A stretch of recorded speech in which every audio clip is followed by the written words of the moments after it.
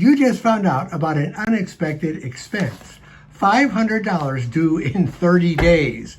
You don't have the money, but what if you had options? Realistic, quick ones.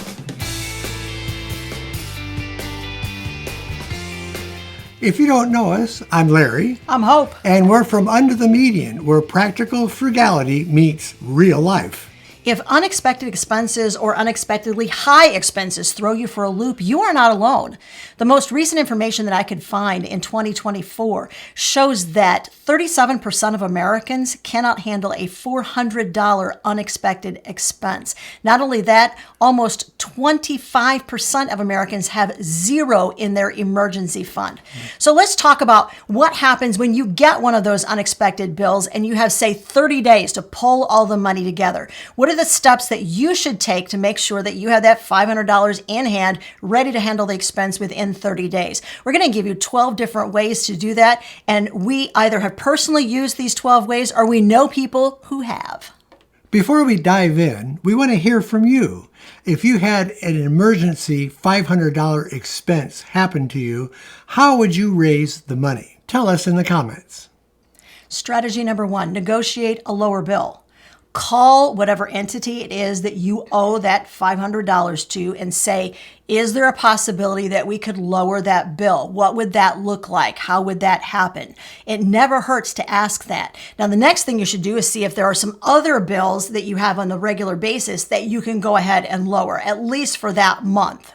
Because the money you don't spend is the money that you keep. Let me tell you about the fastest win that we ever had in this area. We realized that we needed to cut back some areas of our budget, and we started looking at the money that we were paying for our life insurance. We realized we were paying that bill every quarter instead of once a year. So we called the insurance company and said, hey, is it possible? Can we just pay this once a year instead of paying you every 90 days? And they said, oh, yeah, of course. In fact, if you pay it once a year instead of every 90 days, they knocked $200 off of our bill just because we switched from quarterly to annually. Now, granted, we had to make sure that we had enough time in between when we switched from quarterly to annually to save up that additional money to pay the whole amount every year, once a year. But it worked out great, and it took us 10 minutes. It's worth asking to see if there's a different way that you can pay a bill to make the expense go down. Now, the other thing that we'll mention before we move on to tip number 2 is the fact that we always recommend that people look over that bill carefully. Is this really money you owe? Are there aspects of that bill that are perhaps things you're being charged for that didn't really happen that you shouldn't have to pay? Always ask for an itemized bill before you pay any bill, particularly if that bill is associated with healthcare. We never pay a healthcare bill without seeing an itemized bill first. If you want more in-depth, step-by-step instructions from us on cutting back your expenses, grab our free guide to reducing your expenses. We'll make sure that there's a link in the description of this video. And while you're at it, would you do us a really big favor? Hit that like button and make sure you're subscribed to Under the Median. Tip number 2 is sell unused things that you might have around the house. We all have things that we've collected in the past. We might have used them at one time, but now we've moved on to other things and we're not interested in working with those anymore. I have a lot of things like that in my own personal office in the basement. I need to go through those and list them either on Marketplace. Marketplace is very easy and it's free to use. And there's other ways that you can sell things online. There might be some neighborhood Facebook groups in your area that will help you sell items. Tip number 3, think about offering microservices. Now, these aren't things that take a lot of time, a lot of energy, but there are things that you know how to do. You don't need a business license, you just need skill and maybe a set of strong arms. Here's one thing that I did years and years ago. I purchased a 2-drawer oak filing cabinet, and when I got it home, it had to be assembled. Now, this one took me quite a while to assemble. I think it was about 4 hours, but I put it together. We showed it to some neighbors across the street, and they loved it so much, they asked if I would go and pick them up one and build it for them. When I brought it over to their house, they gave me $20 for doing so. Then some friends of ours wanted the same thing. They saw it and also liked it. So I got 2 more and put those together. By the time I got to the 4th one, I got pretty apt at putting it together. I could do it in about 25 minutes. Not only that, the entire cost of the filing cabinet, because it was on clearance, was $40. Paid for. So we did that step 3 times and not only made back our money that we had invested in buying the filing cabinet in the first place, but we actually went away with some cold hard cash. Need some more ideas? Clean out someone's attic or their garage. And oftentimes there's stuff in there they don't ever want to see again. So you'll wind up with some items you can take home, you can clean them up, and you can resell them. You may be able to babysit for someone after school. Here's an idea that our son's girlfriend just came up with. In the summer, parents are always looking for little classes to enroll their children in. She has a little studio apartment in her parents' garage. And I told her, I said, just set up one end with some tables, some art supplies, because she loves doing art. I said, then just let the neighborhood kids know for, say, $10 for a 2-hour art class. They can send their kids over. They'll do a great piece of artwork, take it back home again. You clean up the mess, and you've just made some quick cash. I made a friend, he was an older gentleman, a real nice fella, who needed some help with his tech. He needed help putting up an antenna for his new HD TV that he just put in. He needed some help with his computer and different things. So I helped him out and he paid me for doing that. And there are so many little micro jobs like that that you can do for others that will bless them and help you out financially. If you're ready to get out and about a little bit and don't want to do things in your house, then consider doing DoorDash 1 or 2 days a week. You can also do Instacart, and you'll make some extra cash doing that. Host a garage sale. We used to do this every year, and we picked the exact date, and that would be the week after Easter. We found out that that was the hottest week for garage sales. People were just starting to go to them. They were just starting up, and they were hungry because they haven't been to a garage sale all winter. And boy, we put signs up, and we got so many people to come to ours. But we made a nice operation of it. We put everything together in groups. We had music playing. We gave away free coffee. We made it an experience for the shoppers, and we put good prices on things so they would move quickly. We could make $400 to $500 easy in one day. One time, I think we made over $800 when we had some good furniture to sell. And where do all those items come from? Every year, do we have $600 to $800 of items just sitting around our house? Do you remember a little bit earlier in the video when I said offer to clean out people's attics or clean out their garages? That's where some of that stuff came from. Word got around in the family that if people wanted to gift things to get it out of their house, they would call us. We had a garage where we would set everything up. Oftentimes, we had to clean it up. We had to make sure that it worked. But everything that we made at that garage sale was pure profit because people had given us most of the items that we sold at the sale. Our next tip is to freelance what you know, something you're good at, something you're skilled at.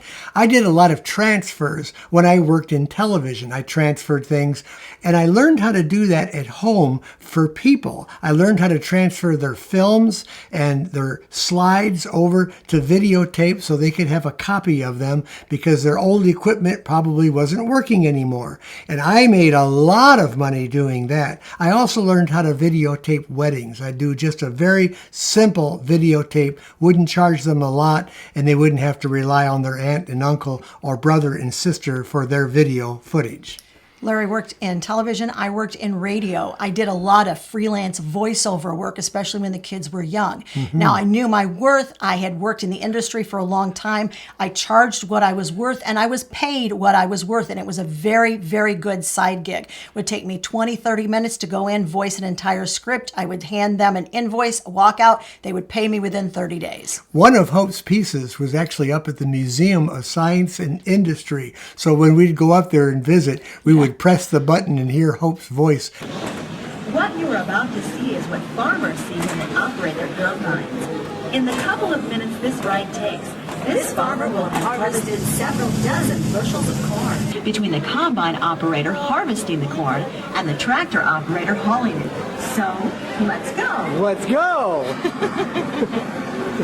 Our next tip is plasma donation. Now, Hope and I haven't directly done this, but our son and his girlfriend are looking into it. You can make a little bit of money and help out people at the same time. Number 8, dog walking or babysitting. Now, we talked about babysitting just a little bit earlier in the video, but let's touch just a second on dog walking.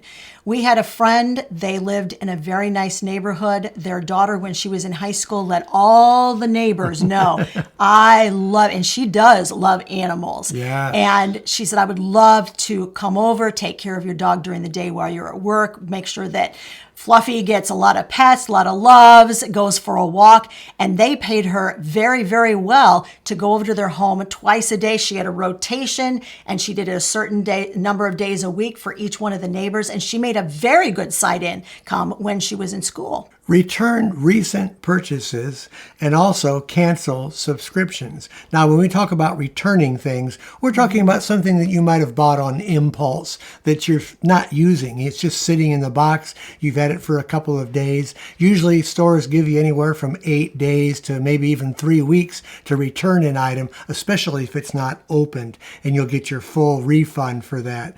And another way you can do is just sell it. If you've had it too long, just sell that item or find somebody else that might be interested in it. When it comes to canceling subscriptions, we all like to subscribe to different things. We don't really have cable TV, so we subscribe to some video services. But when we're done watching those services, we close them out. We may open another one that we haven't watched in a long time and start that one instead. But make sure you're on top of your subscriptions. You can save a lot of money by canceling the ones that you're not using. I just read a statistic on this. Oh, wow. Okay. I think, if I'm correct, it was like 40% of people don't know all the subscriptions that they are currently subscribed to. Wow. And if they do know what they aren't using all of the aspects of that subscription that they could be utilizing. So make sure not only you know what you have, but make sure you're utilizing all the parts of what you're already paying for. Be a helper for a day. Let your friends on Facebook know about this, that you're willing to help out anything, any little small chore that you can do to help somebody out with, $20 per hour, and that can help you put some money that you need in your bank account. Years ago, when our oldest boys were in middle school, they let friends and family know that they were available to be a helper for the day. Larry's aunt hired them to help her string barbed wire fence on her farm. They worked really hard that day, and she paid them $15 an hour for helping put that barbed wire fence in. And that was a long time ago. And they were too young to get a regular job. So this was a good way to introduce them to working. This next one is a really fun one. It's a little bit word of mouth, but if you can find them, then they periodically come in and they're very fun and interesting to do. And that is to find local cash gigs.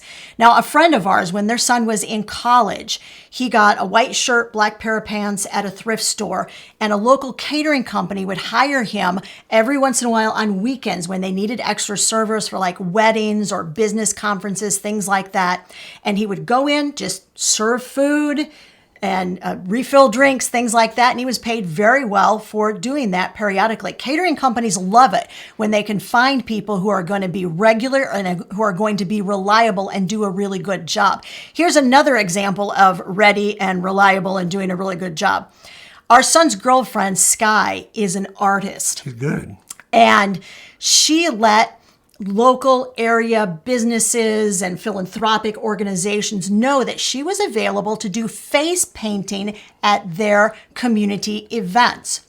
Now, one such event hired her for $15 an hour to come in and do face painting. She found out the theme of the event, and then she came up with 4 or 5 standard designs that when children came up, they could request that specific design for their face painting. Another gig that she did it just for tips. And while she was at that event, this was a themed event that she happened to know because she was a fan of this specific franchise.